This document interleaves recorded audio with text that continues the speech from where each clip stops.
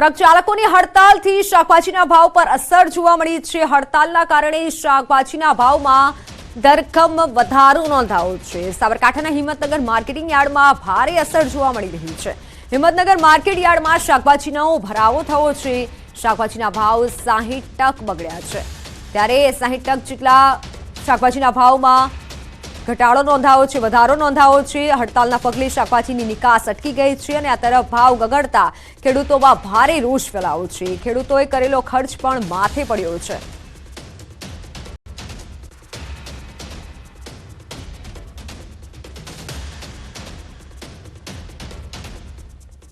हमारी साथ संवाददाता ईशान जोड़ाई चुक्या है, जेमनी पासेथी વધુ વિગતો જાણીશું। જી ઈશાન, હાલ શાકભાજીના ભાવમાં એક તરફ વધારો નોંધાયો છે, હડતાલ છે, બીજી તરફ શું વધુ વિગત?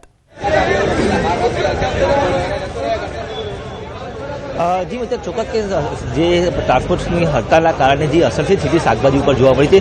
તમે દ્રશ્યોમાં જોઈ શકો છો તે પ્રમાણે જે અત્યારે હાલ જે શાક માર્કેટમાં શાકભાજીનો ભરાવો થયો છે। મોટી સંખ્યામાં જે ખેડૂતો છે તે પોતાનું શાકભાજી લઈને આવ્યા હતા, પરંતુ અહીંયાથી જે શાકભાજી આગળ નિકાસ થતી નથી, તેના કારણે જે શાકભાજીના ભાવમાં છે મંદી જોવા મળી છે।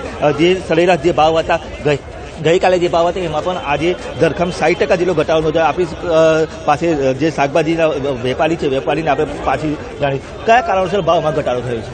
આજે ગઈકાલ કરતાં આજે શાકભાજીની આવક બહુ વધારે છે। ગઈકાલે 100% ભાવ હતો, આજે 50% ભાવ થઈ ગયો। શાકભાજીની પુષ્કળ માત્રામાં આવક આવી છે।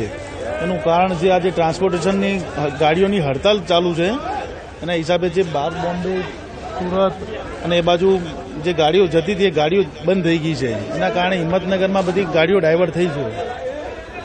જી ચોક્કસ છે, ખાસ કરીને મિત્ર જે અહીંયાથી જે શાકભાજી નિકાસ થતી હતી એ નિકાસ અટકી ગઈ છે ને તેના કારણે જે ભાવમાં છે ઘટાડો જોવા મળે છે। જી બિલકુલ બિલકુલ ઈશાન, પરંતુ એક તરફ હડતાલ છે અને કહી શકાય કે ટ્રક ડ્રાઈવરો છે તે પોતાની માંગ પર અડગ છે, તો હાલ એ હડતાલ વિશે પણ વધુ વિગત આપશો?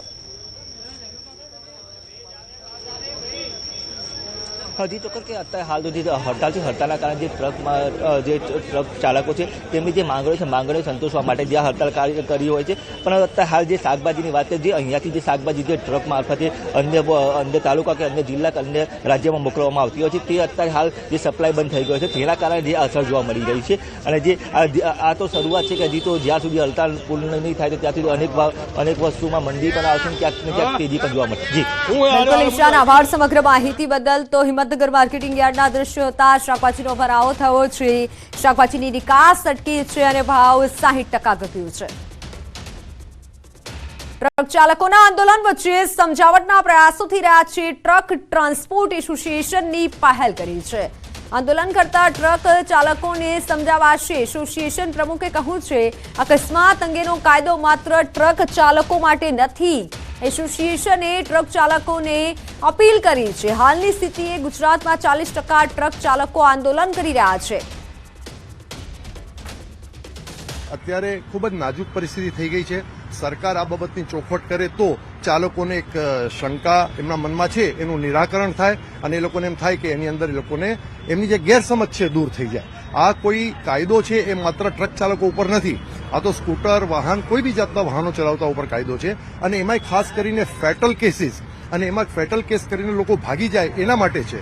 બાકી તો આનું સામાન્ય અકસ્માતનું પ્રાવિધાન હતું એ તો પહેલા પણ કાયદામાં હતું ને આજે પણ છે। એટલે નવી આચારસંહિતા લોકો લાવ્યા છે, એની અંદર નવી કલમના ઉમેરાથી ડ્રાઈવરોને કંઈક થોડી ગેરસમજ થઈ હશે કાં તો પૂરેપૂરી સમજ નહીં મળી હોય, એ સમજાવવાનો હું તમારા બધાના માધ્યમોથી આ પ્રયત્ન કરું છું। તો તેમણે આંદોલન હડતાલની સ્થિતિ અંગે સ્પષ્ટતા કરી। ટ્રક ચાલકો નવા નિયમ અંગે અસમંજસમાં છે, હિટ એન્ડ રનની વ્યાખ્યાથી અસમંજસમાં છે। ટ્રક ચાલકોને સમજણ આપવા અમારા પ્રયાસ છે।